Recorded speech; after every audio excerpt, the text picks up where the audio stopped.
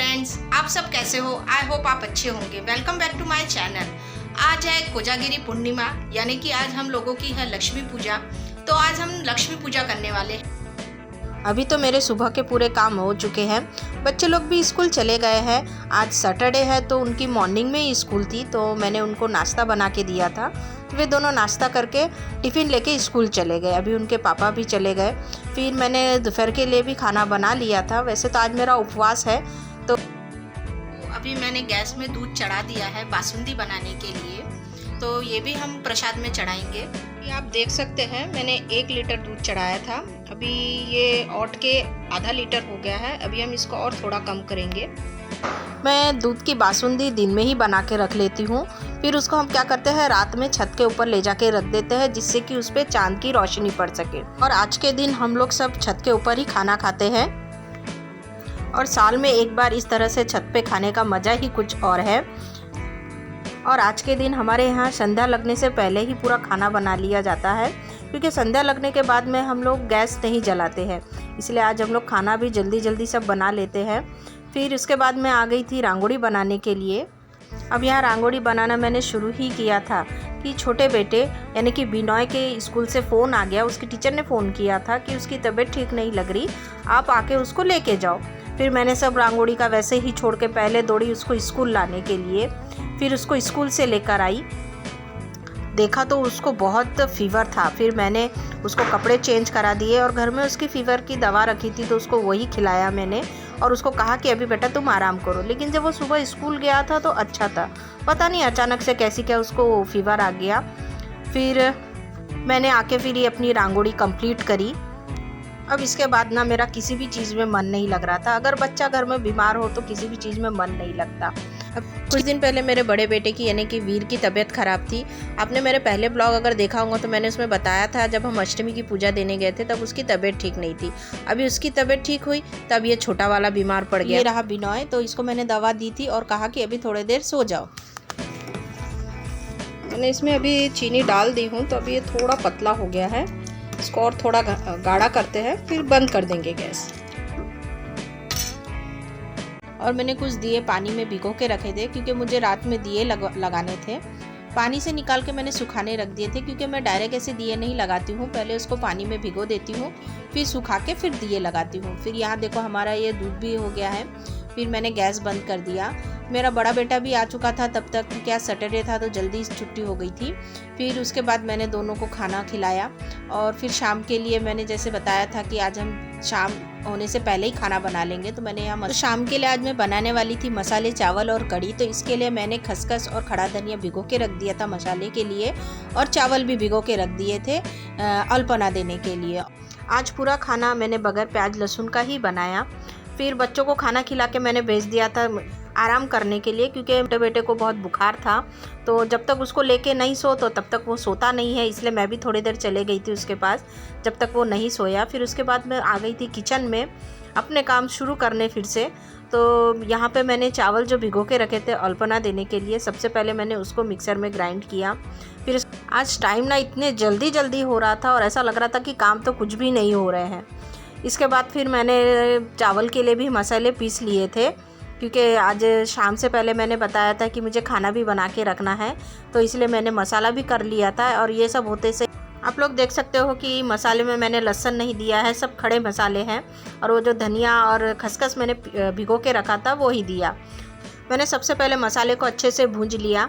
फिर उसमें अपने जो भी बेसिक मसाले होते हैं वो दिए। फिर हरी मिर्ची दी, फिर फूलगोभी, वटाने और आलू काट के रखे थे वो दिए, और फिर पानी देकर मैंने कुकर को बंद कर दिया और बड़ी आंच करके 2 सीटी लगाई। तो लो अपने ये चावल भी रेडी है।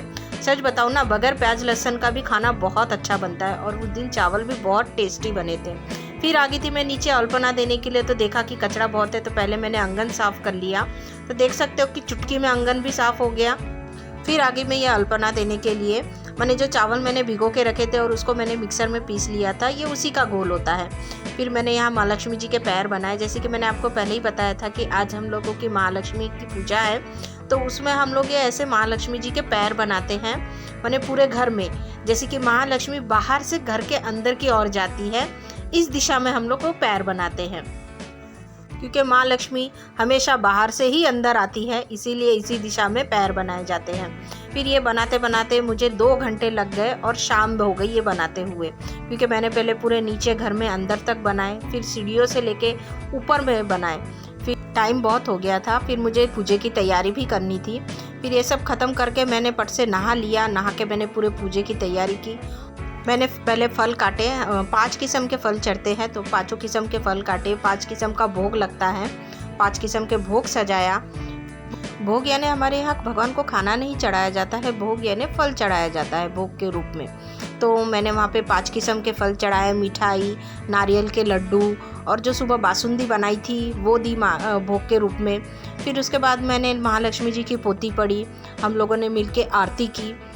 देखा कि बाद में विनय को बुखार फिर से चढ़ गया था। जब मैंने उसको दोपहर में दवाई पिलाई थी तो उसको धीरे आराम आ गया था। दिन में मैंने उसके बाद वो थोड़ा अच्छा हो गया था, खेलने लग गया था।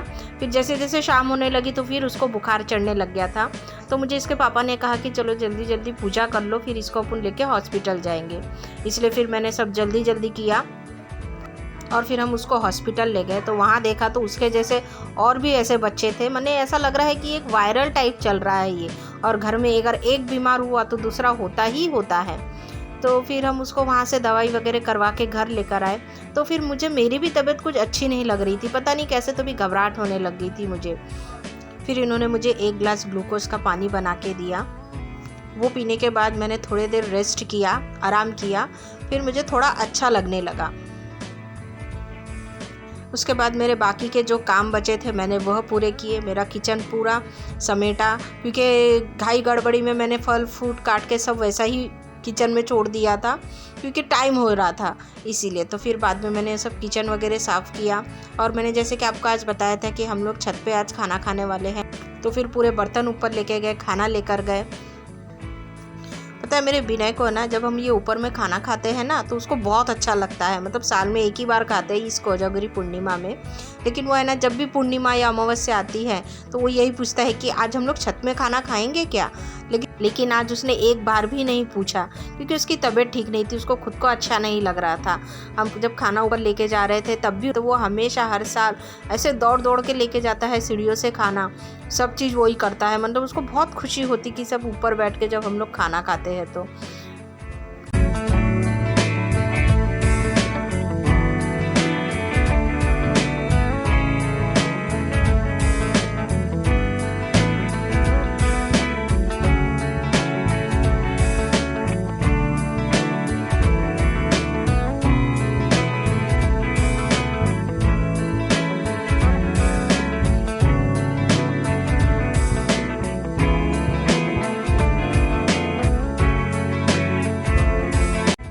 ऊपर में जाने के बाद भी वो सोया रहा, क्योंकि वो बोल रहा था कि मुझे बैठने की भी इच्छा नहीं हो रही है करके।